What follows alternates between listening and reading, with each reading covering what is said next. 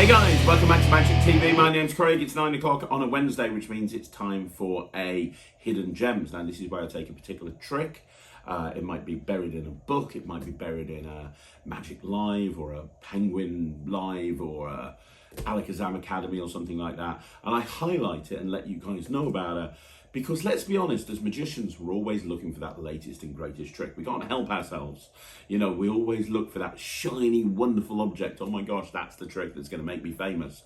And we forget about all the amazing tricks that have been out in the last few months and years that are just as good.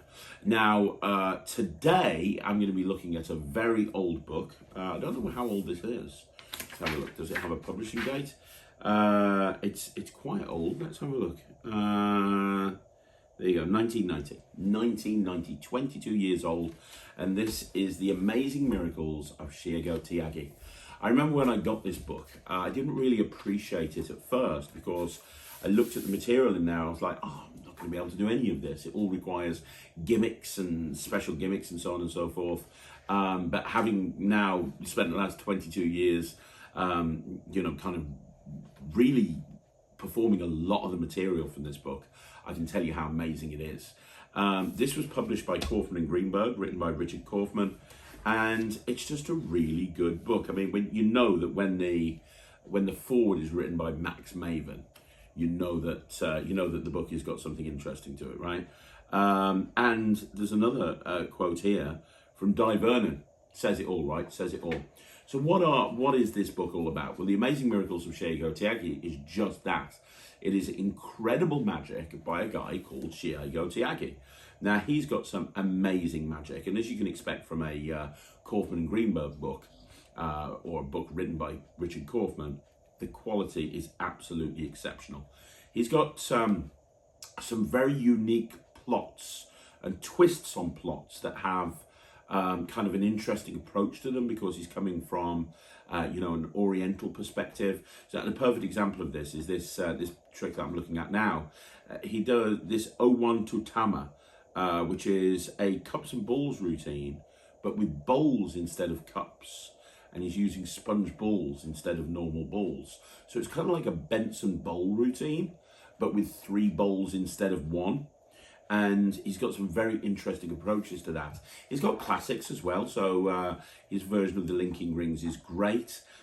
His version of, oh my gosh, one of the best routines in here is his thumb tie routine. His thumb tie routine is absolutely awesome. For a while, it was the thumb tie routine performed by many, many professional magicians. It's just amazing. His rope routine, he's got a do as I do rope routine, which is really, really good. He's got card routines, he's got coin routines, he's got like cut and restored rope.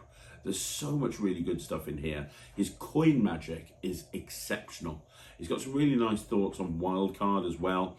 He's got this really nice routine called the Oriental Coins, which is like a coin routine with like tipping trays type of thing. It's like a tipping tray. So much really good stuff, so much really good. There's a really nice Triumph routine on here. There's a few really good Triumph routines on here, actually, to be honest. But the particular routine that I want to speak to you guys about, transposition, I forgot about that, and position. So much really good magic. The routine I want to speak to you about is the solid cup. Now, this is my favorite chop cup routine. It was originally published in English in 1977. The notion was popularized by Paul Harris with the publication of his routine Uncanny in Las Vegas Close-Up, Eric Lewis's Solid Aikido box, and Di Vernon's Ball and Cone. But Tayagi's is a 1 cup and ball routine, which uses a chop cup as its starting point, but it doesn't use magnets. What's really interesting about this routine is it's a cup and ball routine, a 1 cup and ball routine, but the cup is solid the entire way through the performance and through various different methods and routining and sleight of hand. The audience is left to assume that it's a normal cup. And it really feels like it's a normal cup. So you've got this routine where the ball goes under the cup and it goes under the cup again and it goes under the cup again. All these wonderful moments of magic. which allows you, and you even get a jumbo final load production from the cup, even though it's a solid cup from the very, very beginning. But because it's a solid cup from the very, very beginning, you've got a very clean kicker finish where once you've done the routine and the ball's gone under the cup several times and then a jumbo load has appeared from underneath the cup, after all of that has happened, you've got this really cool finish where you show that the cup is solid, but with no switches of the cup because it's been solid from the beginning. And it's kind of like, I describe it as a sixth sense moment.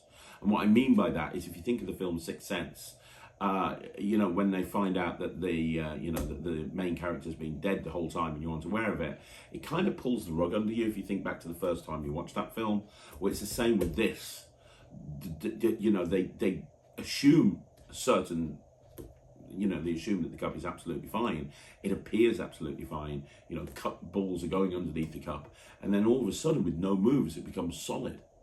But then it's actually hollow on the inside. So you can then take the jumbo ball and you can vanish it and have it appear inside the cup as a kicker finish. It is such a well-constructed routine. And it's the routine I wanted to highlight for you to show you just how amazing the work of Shigeo Takagi is. So let's have a look at a performance of that, just so you can see what I'm talking about. Okay. So this is a trick with a cup and a ball. Okay, and it's kind of a bit of a gambling game, but not for money, just for fun. And you need to kind of work out where the ball is. Now, right now, where's the ball? There. There, very good, exactly. Now, there is one of three places that the ball can be. The first place the ball can be is underneath the cup. That is position number 1. Okay, so position number 1 is underneath the cup. Now, position number 2 is in the hand. So that's position number 2, the ball's in the hand. And position number 3 is when the ball's in the pocket. So that's position number 3. Do you understand? Yeah. Then we'll begin. If I take that ball and snap my fingers, did you see it disappear? Yeah. See, it disappeared. It actually went right there underneath the cup, which is position number 1. Now, the interesting thing is I can put the ball back underneath the cup right there and then take it out the top of the cup invisibly. Now, you can't see it until I snap my fingers, at which point it becomes visible. Now, there's a rule in magic. I never repeat the trick, but I'm going to do it again. It goes right there underneath the cup. I'm going to bring it up through the top of the cup, and as it comes up, it becomes visible. But don't forget, there is also a position number 3. That's when you put it into your pocket. Or in this case, I'm putting it underneath the table, and all I have to do is snap my fingers, and when I do snap my fingers, it goes back underneath the cup. Now, I'll tell you how this works. There's actually a little hole right there in the top of the cup. You can't see it. It opens and closes so quickly you don't see it happen. If I put the ball right here, you can almost see it sink right down underneath the cup. Is this confusing you, Sarah? Because it's confusing me. Look, the ball goes in the pocket. Where is the ball? You know the answer. It's in the pocket, right, until I snap my fingers, and then it goes back underneath the cup. It's so weird. Because every trick needs a big finish. Would you like to see the big finish? Yeah. The big finish happens right here. You see, you can knock a really big ball out the bottom of the cup. But what I don't understand isn't how the ball went underneath the cup, how the ball went through the cup, or how the ball disappeared and went underneath the cup again. I don't even need to know how this big, massive juggling ball appeared underneath the cup. What I need to understand is how any of that happened when it is actually a solid cup. This is not a cup. It's a piece of solid wood. It is not really a cup. It is a solid cup right there. So how did everything fit inside it? That's the thing. Or more importantly, how can I make that juggling ball completely disappear and vanish? And where will it go? Well, it can't go underneath the cup. It can't go on top of the cup. But if I unscrew this, you can see it goes right there inside the cup. That's the cup. That's the ball. That's the trick. And that is Shigeo Takagi's solid cup. So there you go. That is the solid cup routine from Shigeo Takagi. You know, the other thing is it's really practical. It's actually more practical than a lot of chop cup effects, because you'd think that there's like limitations in terms of angles, but there's not. It's very angle favorable, and there's no special surface required. You can do it on any surface, and it is literally just one cup and a couple of balls. So it's as practical as a normal chop cup. So if you're going to do a chop cup, you may as well do this. And the fact that it doesn't use magnets, it's just great. I mean, there's the other thing about this routine that I just want to bring to your attention very, very quickly is not only is it practical for the real world, but it's also really fun to practice. I remember when I first learned it, and I had one specially made to the specifications in the book because I really wanted to learn this routine. I loved it so much. And when I first started learning it, I was just having a blast, right? It's so much fun because it's so completely different to any other cup and ball routine that you've ever seen. So you can get the cups out there, and there are shops that will sell the cups and everything that you need to do with it. And if you do buy it from certain shops, you'll actually get the manuscript as well on how to do Shiego's routine. So if you can't find the book, you'll still be able to get the cup necessary to perform the routine. But in all honesty with you, I really would go out your way to try and find a copy of this book, because the material in here is absolutely solid gold, and it is the perfect example of a hidden gem. It's just incredible material that's 22 years old, that a lot of people overlook now because it is so old, whilst in reality it's actually amazing.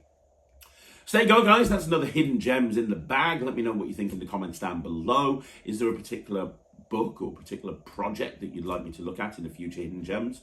Let me know in the comments down below. And what do you think? Have you got Shigeo Takagi's book? What do you think of it? Do you agree? Is Solid Cup the best routine in there? Do you perform Solid Cup? Sometimes I feel like I'm the only person in the world that still performs this routine, which is fine by me. Let me know in the comments down below. You want to see more videos like this? Like the video, subscribe to the channel. Don't forget the Netrix is now live and ready for you to join. You can go to www.thenetrix.com and you can go sign up for a month and see what all the fuss is about. I'll be back again tomorrow, so I will see you again tomorrow with 3 videos. Thanks very much for watching. My name's Craig from Magic TV.